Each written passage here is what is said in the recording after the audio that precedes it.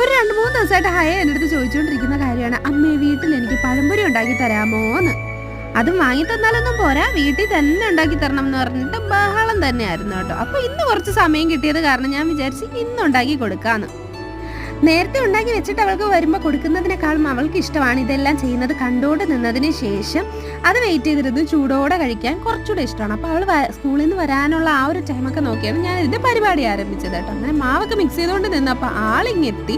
അപ്പോൾ അവൾക്ക് ഈ മാവ് മിക്സിങ് ഒക്കെ ഭയങ്കര ക്രൈസുള്ള പരിപാടിയാണ്. അപ്പോൾ അവൾ പറഞ്ഞു ഞാൻ മിക്സ് ചെയ്ത് തരാമെന്നൊക്കെ പറഞ്ഞ് വന്നു.